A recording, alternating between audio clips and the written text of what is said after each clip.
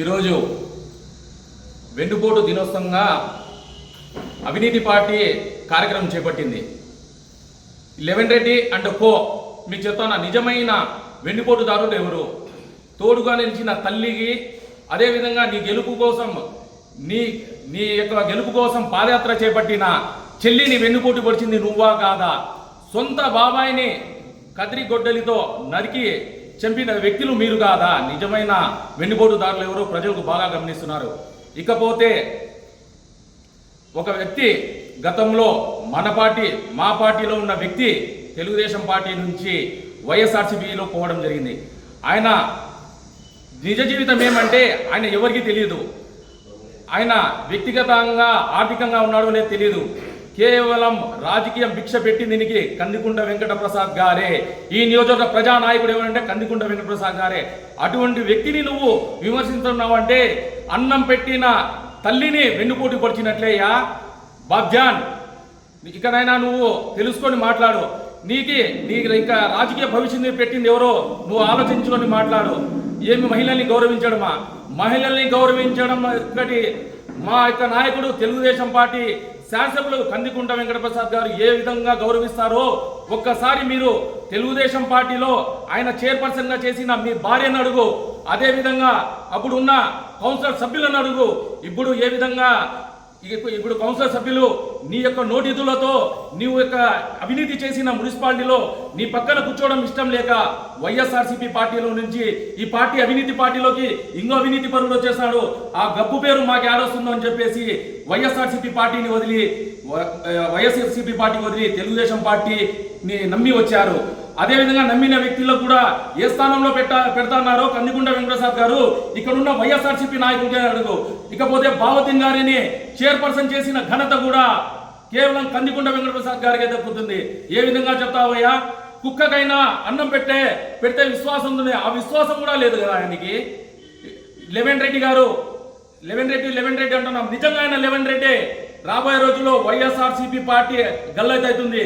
మీకు నోటీసులతో ఏమంటే ప్రజలు ఉన్నారని ఊగిపోతున్నామేమో.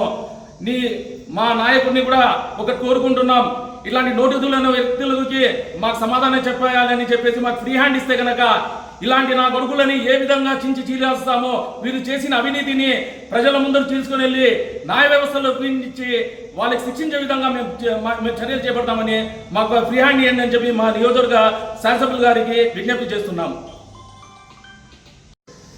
ఇకపోతే అజ్ఞాత మిత్రుడు అజ్ఞాత శత్రువు లేకపోతే గెలిచేవాళ్ళు కాదు. అజ్ఞాత శత్రువు అజ్ఞాత మిత్రుడు కాదయ్యా. ప్రజా తీర్పుతో గెలిచినాము, ప్రజల దీవెనతో గెలిచినాము. మీ మాదిరిగా అవినీతి పార్టీలో అవినీతి పరులని మనకు ఓటేయలేదు. అభివృద్ధి చేస్తారని చెప్పి కేవలం కందికుంట ఉంటేనే కదిరి అభివృద్ధి చెందుతుందని ఓటేశారు. నీ యొక్క వ్యక్తిగత విషయాలు నీ యొక్క వ్యక్తిగత శత్రువు వ్యక్తిగత మిత్రుడుగా ఉన్న మగ్గులు ఆలౌట్ భాష అంటే ఎవరు? మాజీ ఎమ్మెల్యే శాసనసభలో ఆలౌట్ భాష. వీళ్ళకి అజ్ఞాత మిత్రుడుగా ఉండి అజ్ఞాత శత్రువుగా ఉండి మా దగ్గర నటిస్తుంటే నీ వ్యక్తిగత జీవితం గురించి తెలుసుకున్న మా నాయకుడు మా నియోజకవర్గ శాసనసభ్యులు తెలుసుకొని నీ ఏ విధంగా పక్కన పెట్టినాడో నీకే తెలుసు బాగా. అటువంటి వ్యక్తి నీ పక్కన పెట్టాలని ఆవేదన చెందకుండా నా యొక్క వ్యక్తిగత విషయాలు తెలుసుకున్నారని ఆలోచనతో నీ యొక్క మనస్తత్వం చెంది నీ యొక్క శాడిజంగా పోయి వైఎస్ఆర్సీపీ పార్టీలో చేరినావు. అంతేగాని నీ యొక్క ఆలోచన పరంగా నువ్వు తెలుసుకో. నువ్వు కదిరిలో ఈ విధంగా అభివృద్ధి చెందినావంటే నీ యొక్క కుటుంబం తెలిసిందంటే నీకు ఒక చైర్పర్సన్గా నీకు భిక్ష వేసిందని ఎవరంటే కేవలం కందికుంట వెంకటప్రసాద్ గారే. అదేవిధంగా జిల్లా అధ్యక్షుడిగా తెలుగుతో అధ్యక్షుడిగా చేసిన ఘనత కూడా కందికుంట వెంకటప్రసాద్ గారే దక్కుతుంది. నువ్వు విధంగా నీ యొక్క నోటిదూల ఆపుకోకపోతే రాబోయే రోజుల్లో నీకు ఏ విధంగా మేము సమాధానం చెప్పాలో చెప్పే రోజులు దగ్గరలో ఉన్నాయని తెలియజేసుకుంటున్నాం. ఈరోజు నిర్వహించినటువంటి వెన్నుపోటు కార్యక్రమం అనేది వైఎస్ఆర్సీపీ వాళ్ళకి ఒకటే హెచ్చరిస్తున్నాము. ఈరోజు కదిరి టౌన్ ప్రెసిడెంట్గా ఉన్నటువంటి బాబ్జాన్ గారు గౌరవ ఎమ్మెల్యే గారి మీద చేసిన అవాకులు చవాకులు పేలినారు. వారికి చెప్తున్నాము, భద్రంగా ఉండండి, చూసి మాట్లాడండి. మహిళలకు ఎలా గౌరవిస్తారనేది మీకు బాగా తెలుసు. మీ భార్యకి చైర్పర్సన్ కూర్చోబెట్టిన ఘనత కూడా ప్రసాద్ గారిదే. ఒకసారి అవన్నీ చూసుకొని మీరు మాట్లాడాలని తెలియజేసుకుంటున్నాము. రాబోయే రోజుల్లో ఇలా అవాకు చవాకులు పేలిస్తే ఊరుకోమని తెలియజేసుకుంటున్నాను.